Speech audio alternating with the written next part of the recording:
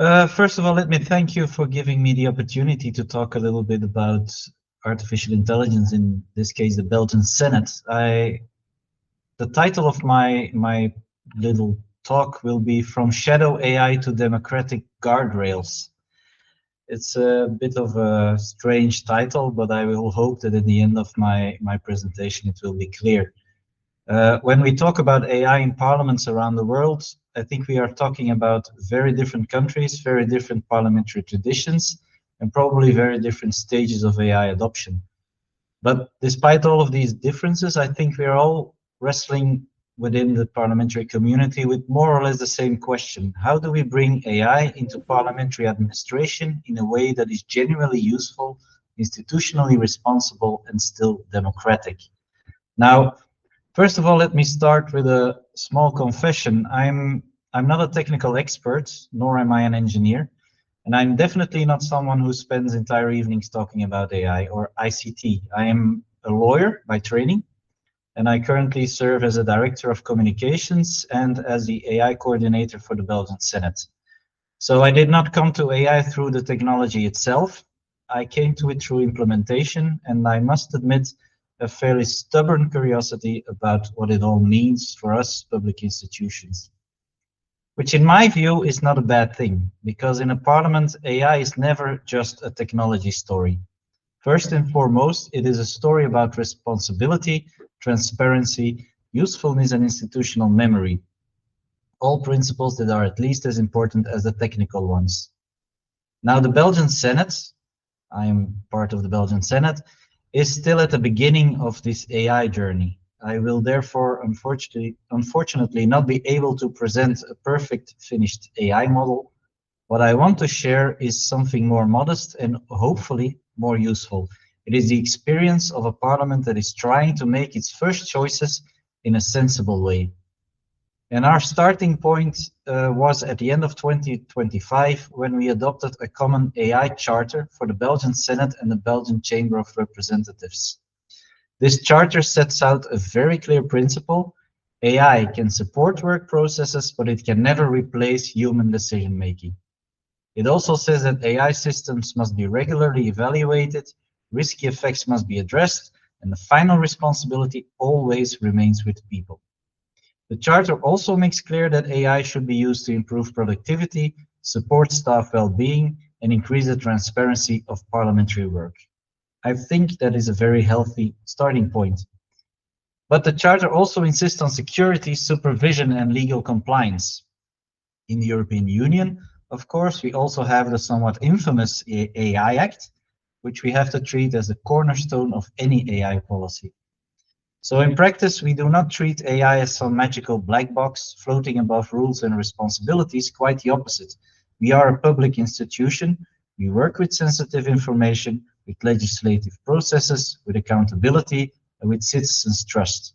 So our instinct is not let's deploy everything immediately and hope for the best, but our instinct is let's innovate, yes, but let's do so like adults. Linked to the Charter, we also drafted some practical guidelines for the staff, and their purpose is pretty simple: reduce the risks of AI while still allowing colleagues to benefit from the opportunities. Those guidelines are not carved in stone, they will evolve as our experience evolves. The basic message, however, remains caution and common sense.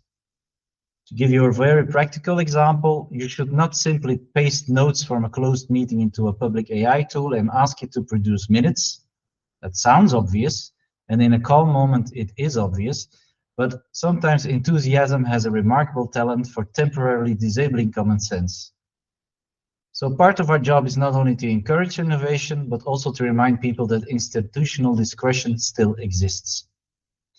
Like many institutions in the world, we are dealing with what is often called shadow AI, the informal use of AI tools by staff outside a centrally governed framework. People discover tools on their own, they try free versions, they use private subscriptions, they share accounts, they experiment, and to be fair, it's quite understandable. People are curious, they are busy, and they want to work more efficiently. But from an institutional point of view, that creates a very uncomfortable mix of problems: unclear data handling, unclear costs, unclear responsibility, and no proper overview of what is actually going on. And that brings me to my first project that I want to present, the so-called Clarity project.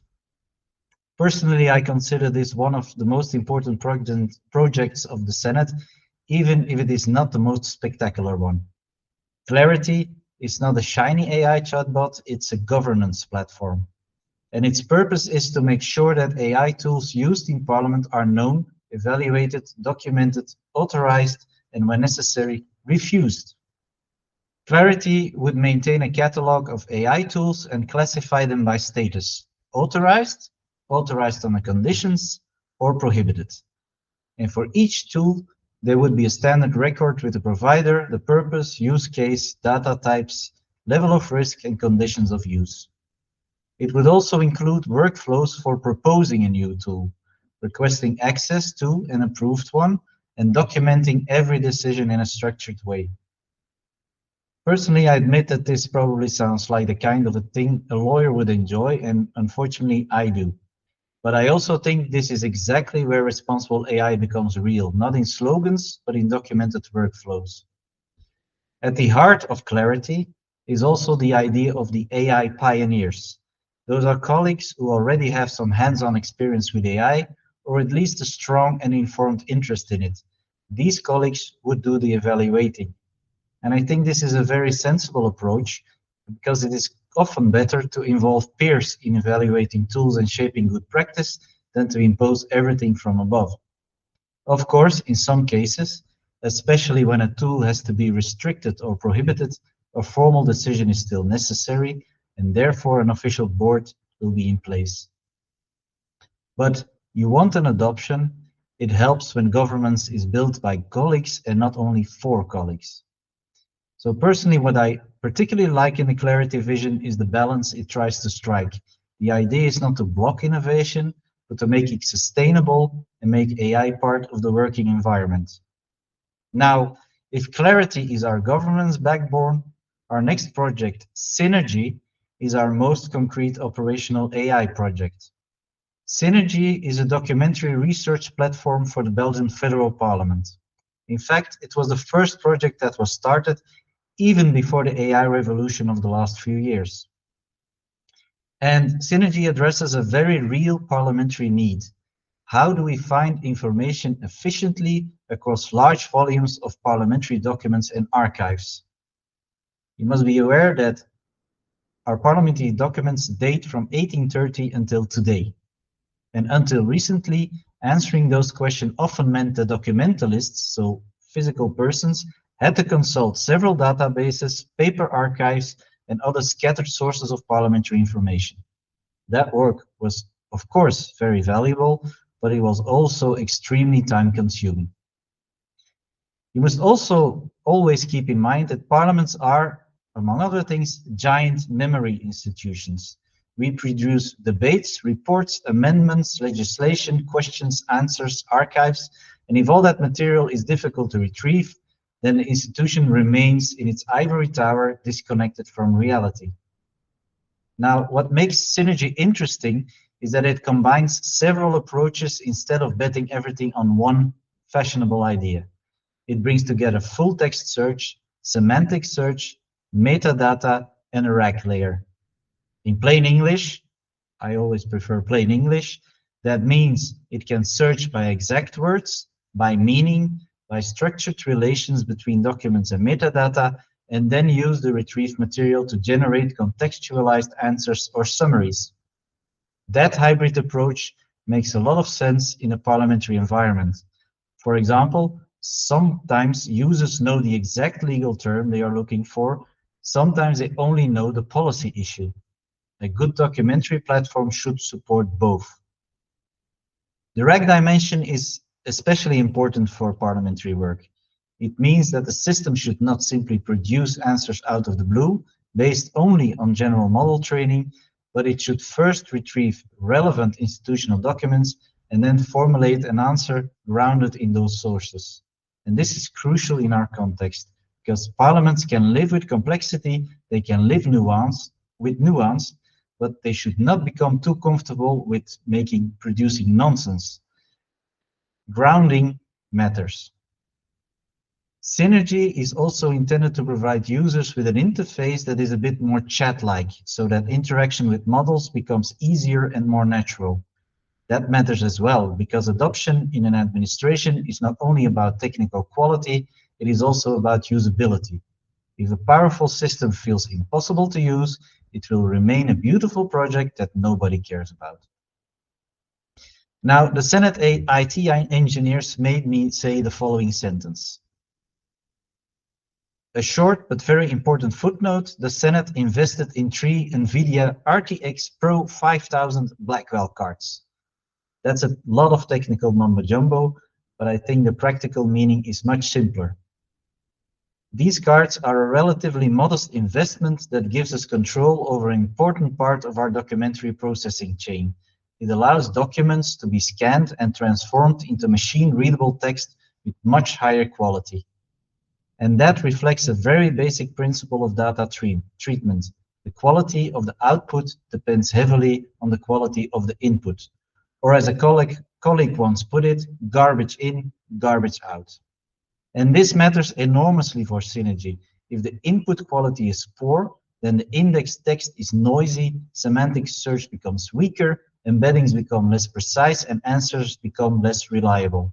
Therefore, in public institutions, digital transformation often begins with better reading glasses. Now, the infrastructure will also support several very practical uses at once. It helps us control the process more directly. It uses specialized models depending on the task, and start exploring smaller models that can run locally. In other words, even a relatively light local infrastructure can already open up quite a lot of possibilities.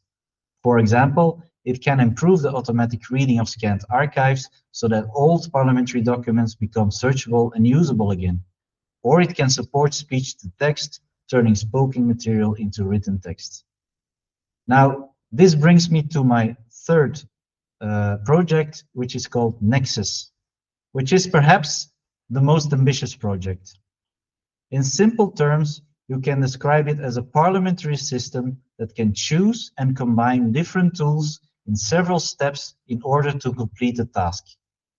This may sound abstract, but the basic idea is actually quite intuitive.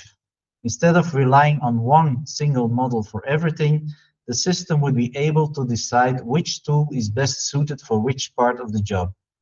And it would do so under very clear institutional constraints, especially sovereignty, sobriety, and truthfulness. Now, what I find so interesting about this is that it moves the discussion away from the rather childish question, which model is the strongest, and moves us toward a more institutional question, which tool is proportionate, controllable, and reliable enough for the task at hand. As I mentioned, there are 3 dimensions to this story. First, there is sobriety. This simply means that not every task requires the biggest possible model. If a smaller local tool running on your own infrastructure and perhaps even fine-tuned to your institutional needs can do the job well enough, then that may be the better choice. In other clearer words, you should not automatically reach for a digital sledgehammer every time you need to crack a small administrative nut. This is also why we are interested in the potential of small language models. For many targeted administrative tasks, smaller specialized models, possibly hosted locally, may be more than sufficient and sometimes more appropriate than always reaching for the biggest available model. The next dimension is sovereignty. In this context, sovereignty is not a vague slogan, it is a design principle. If an internal model is sufficient, the system should prefer it. If the content of a request is sensitive, the system should detect that and avoid sending it to a public cloud service. So sovereignty here is really about choosing the least risky, appropriate option and making sure parliamentary institutions can exercise proportionate control. And finally, there is truthfulness. That may be the most important dimension in a legislative environment. When we talk about hallucinations, verification mechanisms, citation and grounding, we all know what that means. In a parliament, a system that sounds convincing but cannot show its sources is not an assistant, but a risk and a liability. So the real value of AI in our environment is not that it can produce fluent, energetic text. Politics do that all the time, but the real value is that it can help retrieve, structure, and explain information that remains traceable to actual sources. Now, if I may dream a little bit further in the future about Nexus, I would like to give you a small example. Imagine a parliamentary user asking for a meeting room to be reserved. Nexus could reserve the meeting room, but at the same time, prepare the protocol elements for the reception, identify historical relations with another country, and suggests a few discussion points. This is still a future-facing workflow, and it is important not to oversell it, but it does illustrate where things may be heading, from isolated AI functions toward coordinated institutional assistance.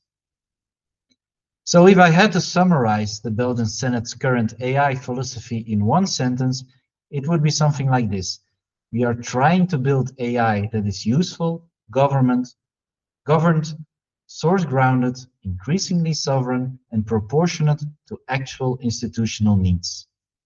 AI needs to be a serious administrative capability that can gradually improve how parliamentary work is done. And that leads, I think, to a few broader lessons. First of all, start governance early. If you wait until AI is already everywhere, then governance becomes an attempt to retrofit order onto chaos. Second, begin with use cases that solve real parliamentary problems. Documentary retrieval, archives, indexing, classification, and internal knowledge access may not sound that glamorous, but they are fundamental for a parliamentary institution. Third, do not underestimate infrastructure. The better the OCR, the better the metadata, local compute, and interoperable architecture may matter more than any fashionable model announcement. And fourth, always keep the human dimension central. AI should support parliamentary staff, not displace their responsibility. Final judgments must remain human. As I said in the beginning, the Belgian Senate is still at the beginning of its AI journey. I did not present the finished destination, but a direction of travel. And if successful, AI will not replace parliamentary work, but it will help make parliamentary work more accessible, more searchable, more efficient, and perhaps even a little more intelligible. So we are not really that far in our AI journey, but we have some good ideas in the pipeline. And if you have more questions on that, please, you can ask them now. Thank you very much.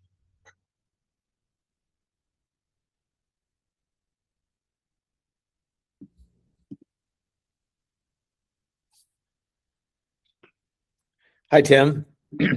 I'm Marty. I'm with Essential. So really appreciated your presentation and your approach, the approach that you guys are taking. I'm here in Silicon Valley and have worked in Silicon Valley my whole career. And so very interested in your approach, and especially wanted to ask first about the governance. So I think what you guys have done is unique to establish governance before rushing to use cases. And like you said, once chaos happens, trying to introduce governance and order on top of the chaos is problematic. And we're seeing that in the US. What were some of the ways that if there's another parliament who's in a similar situation at the beginning of the journey, and there is an opportunity to establish governance before use, what are the types of discussions and the types of influences, how the reasoning that you use to ensure that governance was prioritized over experimentation? Are there recommendations you could give for folks who believe that that is the right approach? Well, I can relate to what we experienced. 2 years ago, the first question popped up on AI. Really very general question. Certainly the political world said, oh, there is something like AI, we have to do something with AI. Now that was the most dangerous point in our entire process, because you have to stop a little bit the politics and also some of our colleagues to really start experimenting and just going all the way. The first thing that we did is find a few, 6 or 7 colleagues in the house that were interested or had some experience with AI. And in this context, we found someone in the service that made the reports of the meetings. We had someone in the committee directorate, who was in charge of committee meetings and plenaries. We had someone of the legal department, with someone of archives. We had an ICT person, and we had me. I was kind of like the glue that put everything together, because I was like communications, and nowadays everything which has a screen or is IT is communications. It's very strange, but anyway. And then we started talking with each other, and quite quickly we realized, if you want to structure this and if you want to govern this, we need to offer a kind of a formal structure that allows people to ask questions, to give propositions, and to interact. You can do it in 2 ways. You can do it informally, or you can do it formally. If you do it informally, perhaps people will quicker come to you, but a lot of colleagues will not. If you do it formally, you have to, of course, create a framework, but it kind of obliges a strong word, but it kind of makes people, how do you say that, wanting to come to you, because they know there is a structure, and they know they can ask the question, and they know they will get a reply. And once you have that, then it starts having a life of its own. I think last week there was a question of a certain department who was really looking into general AI. And the question was, like everywhere nowadays, should we use Copilot, or is there something else? Certainly in Europe, Copilot has some issues. So that question was put into the AI Pioneers group, and we talked a little bit about it. We also asked the department in question, why do you want to use it, and what exactly do you want to use it for? And then we came up with a few proposals, alternative proposals, saying like, listen, Copilot, okay, but these are what we believe the advantages and the disadvantages. There are some alternatives with their advantages and disadvantages. We have tested this and that. There is an EU alternative available. So we gave them some options. And at the end, we also said, well, if we would do the choice, we would do that, but we do not do the choice. It's up to you, but this is what we propose. And that helps them a lot, because it does not force them to go into one direction. It still gives them options, but they can choose in a reasoned way. Nice, nice. I like that. As a lawyer, you deal with client-attorney privilege. How do you, from a practical perspective, you talked about not allowing people to throw text into general models, talked about vetting Copilot and other places. So is there a practical approach to retaining client attorney, maintaining client attorney privilege? Do you have to zero in on things like zero data retention, and sort of how have you had to wrestle with that problem? There are two parts on that. First of all, there is a very technical part, which I do not fully understand. But it is so that within our systems there are some stop signs, say like this and this. Again, if someone asks for a speech to text, and we give them some options, we also say immediately this is not for personal stuff or for limited access stuff. The second thing, which I found extremely important, and luckily our parliament agrees, is education. You can have as many systems as if you want, as long as your colleagues are not aware of the fact that they cannot put certain things in it and explain why, you can never guarantee that it will not happen. So we are really focusing on education. We are organizing every month, for example, online seminars on the dangers and challenges of AI. We have some very ad hoc trainings. And for example, the guidelines that we produced for the colleagues together with the AI Charter is really very practical. And it gives a lot of explanations on what to do and on what not to do. So I think, from my perspective, because I'm not really into the technical part, educating the colleagues on how to use AI is extremely important. Absolutely, absolutely. I wanted to ask, I think the Clarity Project is a fantastic thing to do in terms of supporting governance and providing structure for folks. I wanted to ask about the Synergy project, though. Is this what has been the response for the users of this project in terms of the value that they're getting? What kind of what are you hearing from them? Now, the Synergy project has not officially been launched yet, but it will be pretty soon because it's basically ready. It's not something that we found out ourselves. It's based on a system that already existed in the European Parliament, and we translated into our own. What you have to realize in Belgium, probably I've heard about the fact that Belgium is an extremely complicated country.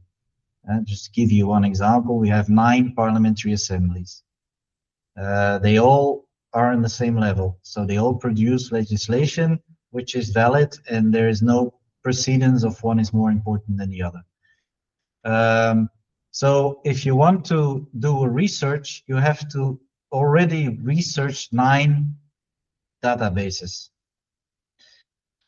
2 of them are the oldest.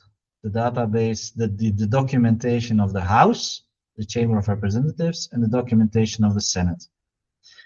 They both started working in 1830. That was on paper. And over the years, the House and the Senate took different initiatives to try to digitalize it.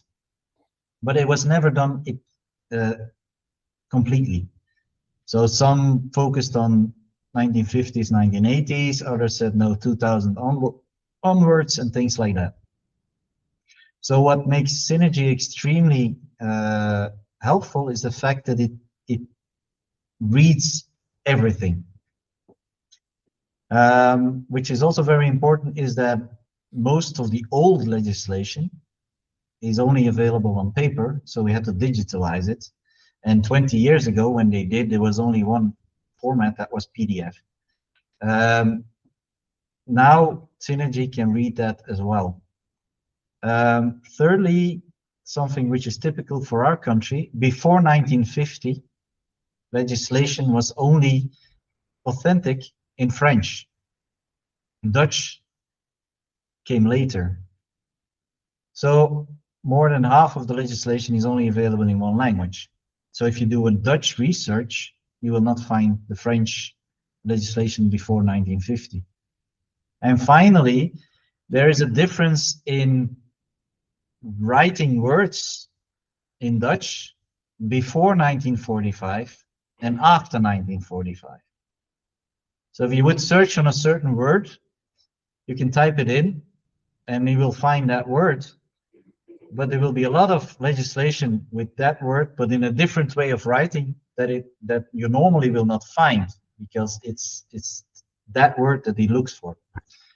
And Synergy put all of that together, so that it's not only a text search, but it's a semantic search. It's everything included. I give you one example. There was a question. We get the strangest questions sometimes, but there was a citizen who asked us a question. He wanted to know all legislation that was applicable to hunting in Belgium. Now, our documentalist did it manually, as he did in the past. It took him 1 day, and he found quite a lot. And then we put it in the test phase of Synergy, who did the same work in 1 hour, and he found twice the amount of information. Because it was able to do links. For example, Senator X did that proposal, but 3 years earlier, he made another proposal which had nothing to do with hunting, but within the framework, it had to do something with hunting anyway. Now, the documentalist could not find that, but Synergy did, because it draws the lines.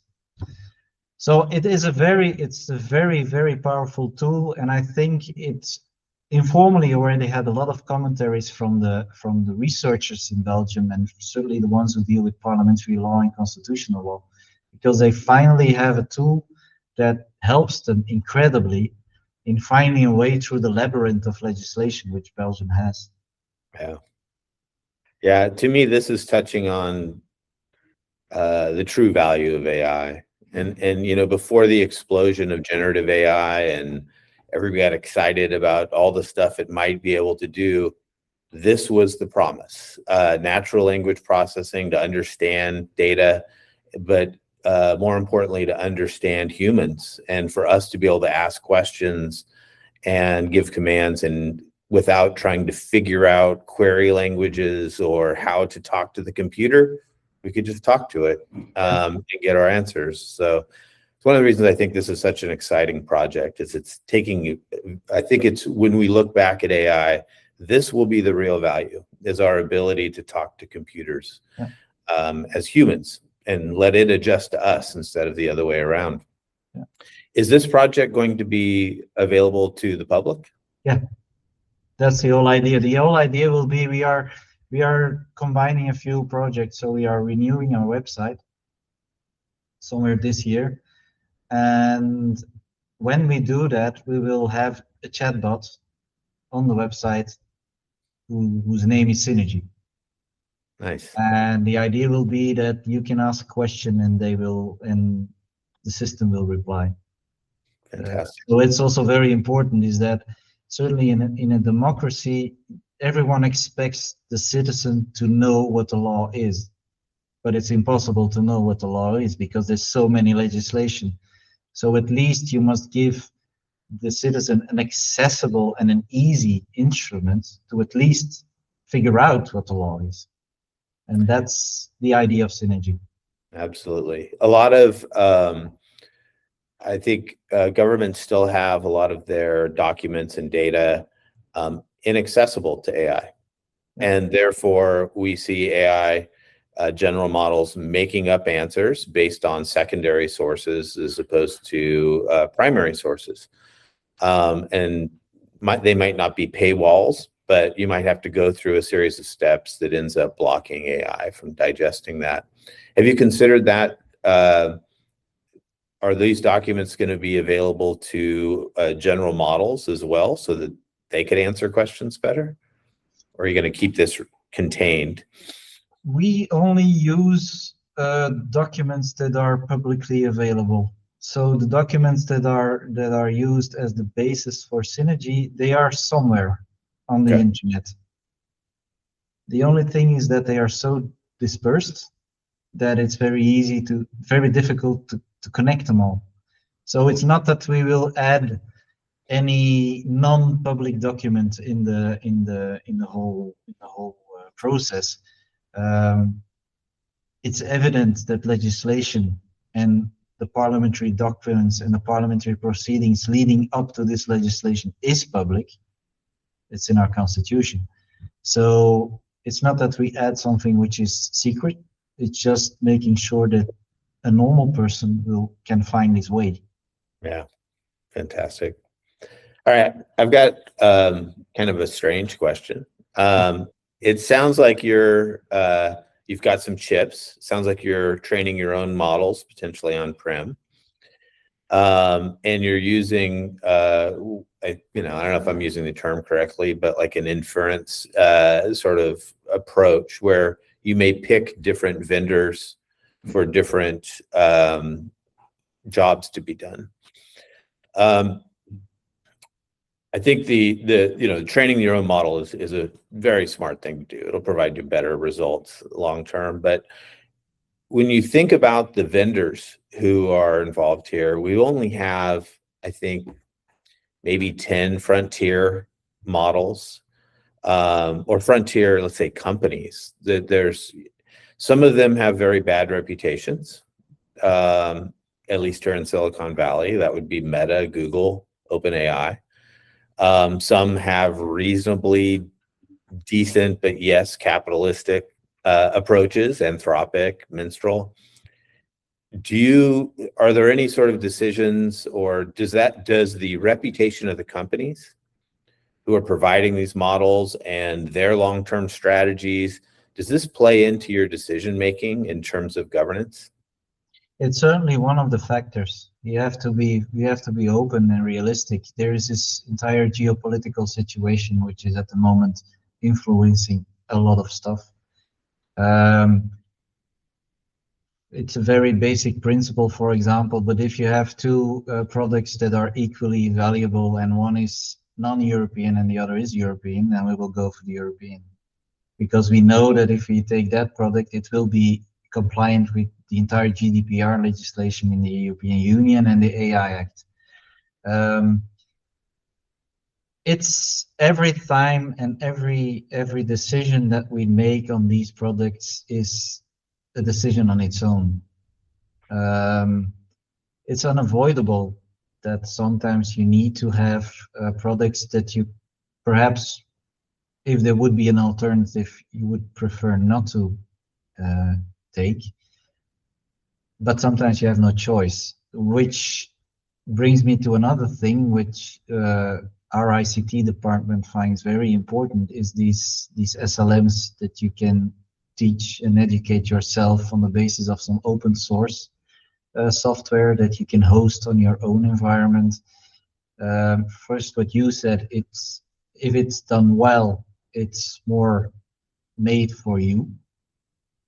And secondly, it avoids these geopolitical discussions and other things.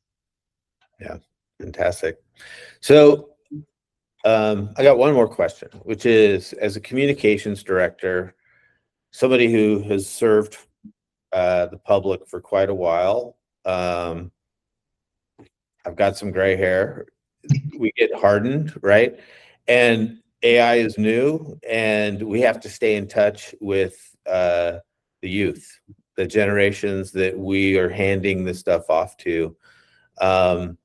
Communications is obviously right in the middle of that. How do you stay on top of where the next generation is going and where they believe this stuff is going relative to communications and the technology that you're providing to that next generation of citizens?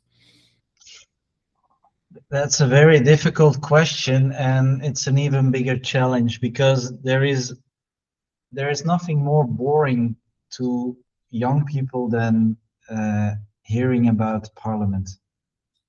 So that in itself is already a challenge. certainly when that parliament decides to communicate on stuff like AI, but also, for example, social media, which is their world, and they say, well, what does a parliament who has no touch, is not in touch with reality, in their view, has to teach us about those things? So that's really, really a challenge. The only thing at the moment I think is very important is that we have to give the good example. I know parliaments who decided to go all the way in Microsoft Copilot. I think that's not a good idea. You have to explain why you do or do not make that choice. Moreover, it helps, in my case, that I have two children of 21 and 23, who can sometimes say to me, "You, Dad, you are very old school," and then I say it politely. Just does not work like that. And then they explain. And that's very important as a communications responsible, is that you always have to be open for explanation of other people, for younger generations, but also other specialists.